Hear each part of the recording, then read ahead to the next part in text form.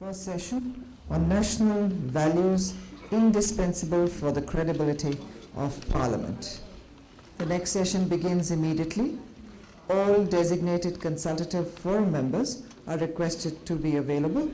I'd like to invite our panel for the next session.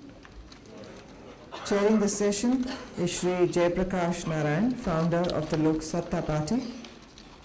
I'd like to invite him up to the dais. Shri L.K. Advaniji, Honorable Leader of the Opposition.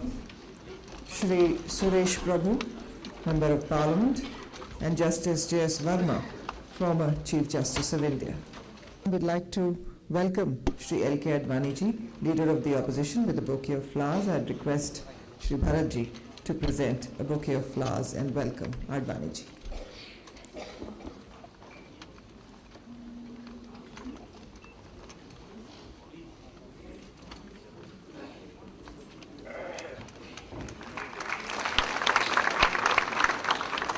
Also chairing this session, Shri Jayaprakash Narayan, founder of the Lok Satta Party.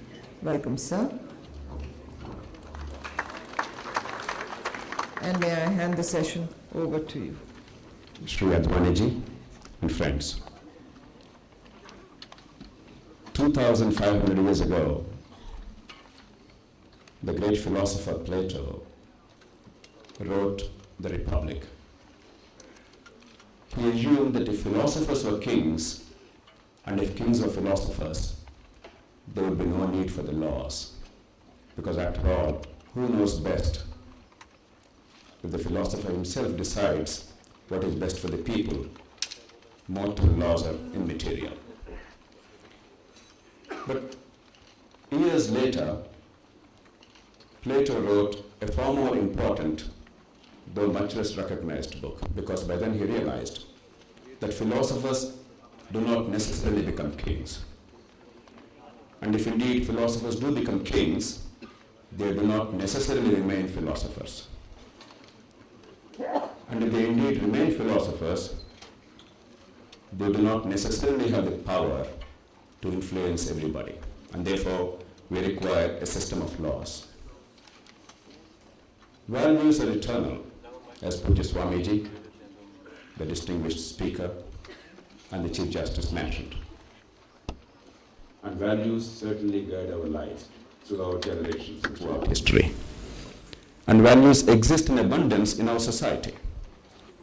With due respect to many who believe that values have eroded, the problem is not with the erosion of values per se.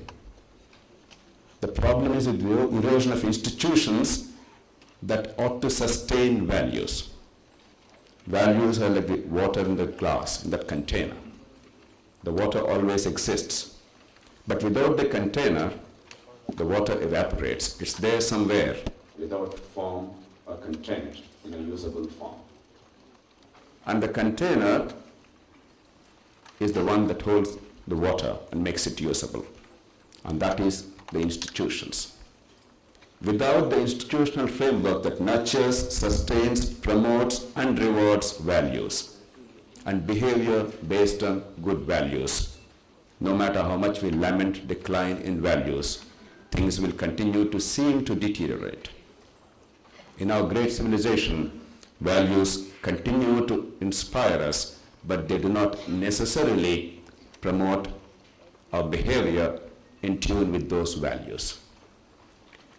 And what greater institution in our wonderful democracy than the Parliament of India?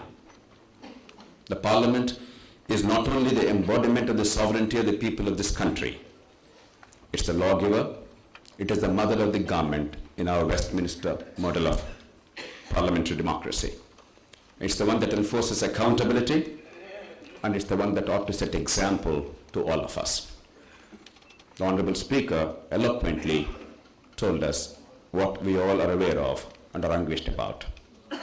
The decline in the capacity of the Parliament to inspire, to ennoble, and to guide. And it's not merely the Parliament of India we're talking about. In a fundamental sense, it's the legislatures of India, because much of the challenges of governance and much of the challenges of institution building in nurturing values in society, they remain in the states of the Union.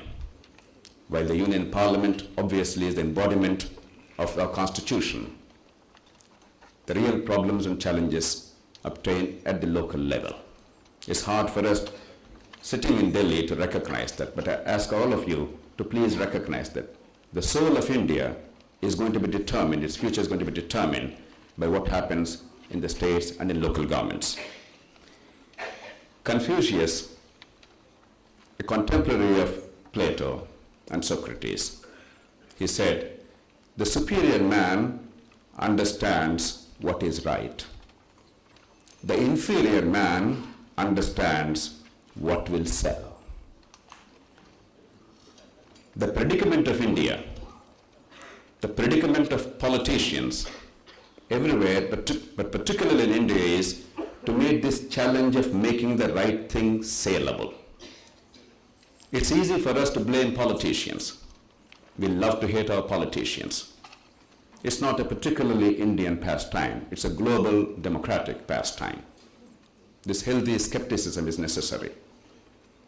Long ago, somebody asked Disraeli, the great British statesman, if he would elucidate the audience about the difference between a misfortune and a calamity. Now, Disraeli and Gladstone were the great rivals on the British political horizon at the time. And Disraeli promptly said, "Young man, if Gladstone were to fall into River Thames, that is a misfortune. But if somebody saves him, that is a calamity." We all feel that way about our politicians. In our moments of despair, we hope that politicians do not exist. But there is no substitute to politics and politicians.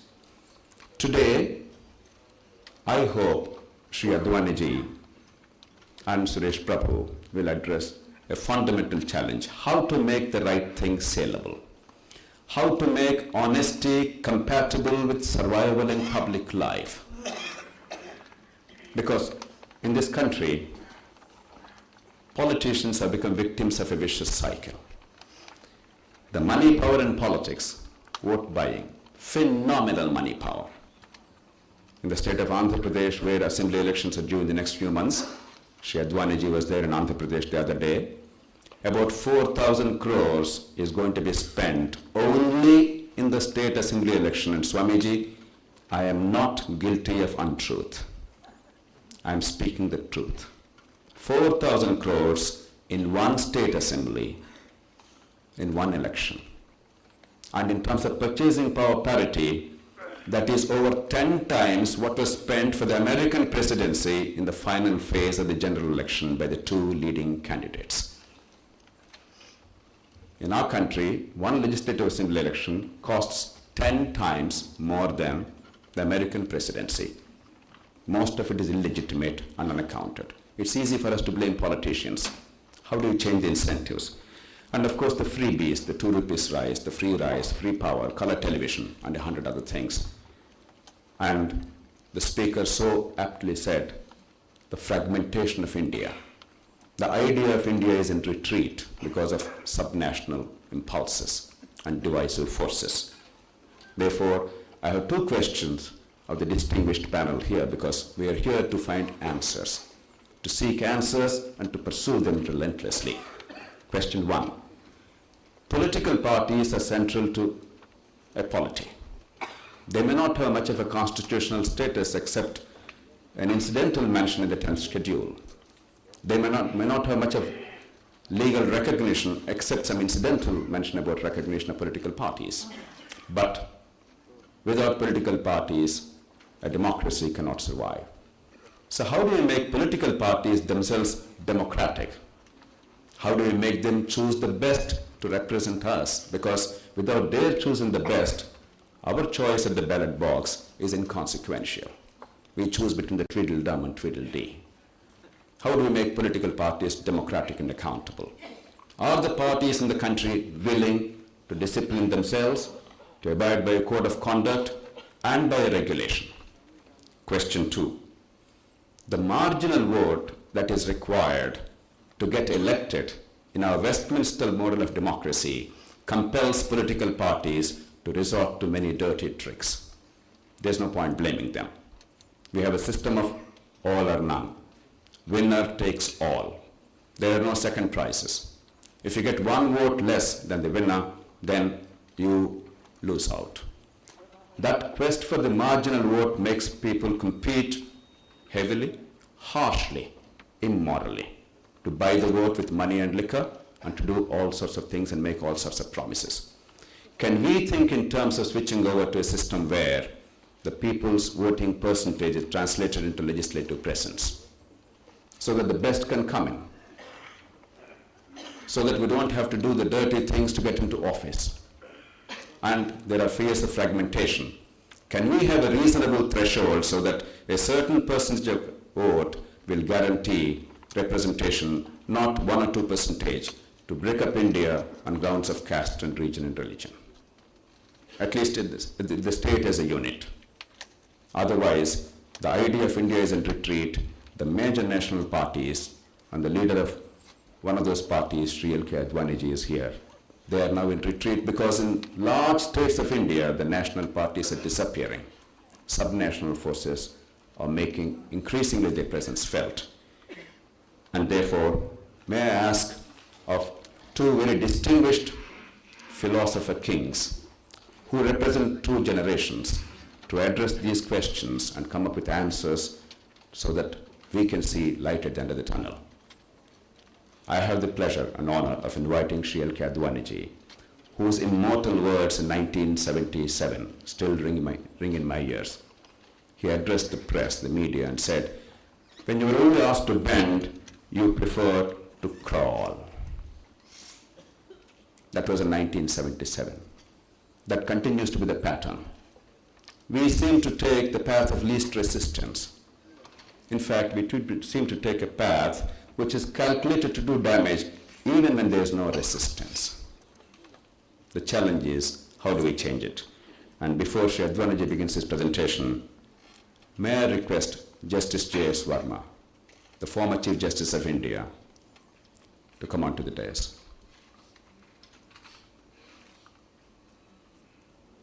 Okay, he'll join us later. Sri Lal Krishna Advaniji.